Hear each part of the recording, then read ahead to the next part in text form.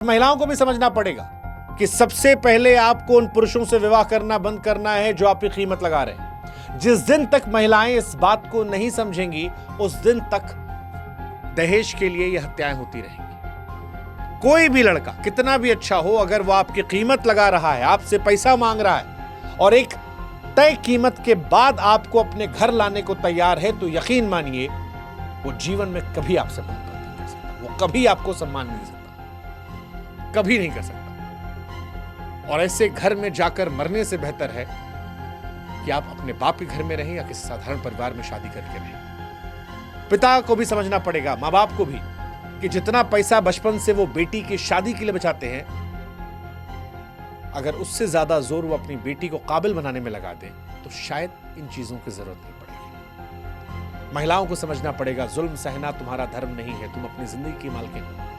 अगर ससुराल तुम्हें प्रताड़ित कर रहा है तो खामोश मत रहो, मायके को बताओ, पुलिस को बताओ, कानून को बताओ। तुम्हारी चुप्पी हत्यारों को बेखौफ बनाती है, तुम्हारी आवाज इस कोड़ की जड़ को उखाड़ फेंकेगी। सवाल यह करें क्या? बता रहे। दहेज हत्या के मामलों में फांसी की सजा होनी चाहिए, कानून और सख्त होना चाहिए, जांच में तेजी आनी चाहिए, सुनवाई जल्दी होनी चाहिए, हत्यारों को बख्शा ना जाए, एक नजीर बने ताकि लोगों में डर पैदा हो। समाज को जगना होगा, स्कूल, कॉलेज, गांव, शहर, हर जगह दहेज के खिलाफ जागरूकता फैलानी होगी। समाज को बहिष्कार करना होगा उन लोगों का जो दहेज लेते हैं। बेटियों को सिखाना होगा कि जुल्म सहना धर्म नहीं, बेटों को सिखाना होगा कि भैया शादी सौदा नहीं है, जिंदगी है। दहेज देने से मना करो।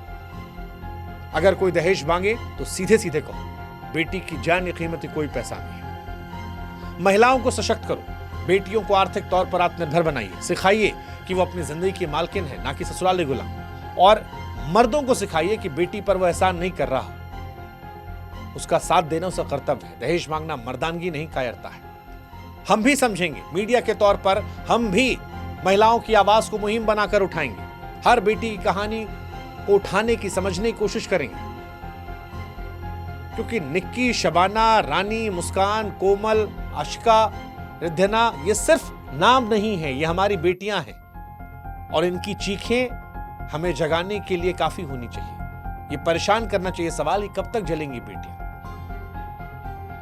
वैसे जवाब इसका बड़ा आसान है, जब तक समाज खामोश है, कानून कमजोर है, जब तक हम असहज नहीं हैं, तब तक वो जलती रहेंगी। लेकिन अब उम्मीद करते हैं कि अगर हम और आप जगेंगे तो दहेज के दानवों को कुचल देंगे, कानून पर भी दबाव बनाएंगे और धार देने के लिए समाज को जगना होगा और माँ बाप को भी जगना पड़ेगा। इसीलिए आज ये संवाद सिर्फ शब्दों का संवाद नहीं है, एक पुकार है। बेटियों को बचाओ, दहेज को खत्म करो। जय हिंद, जय भारत।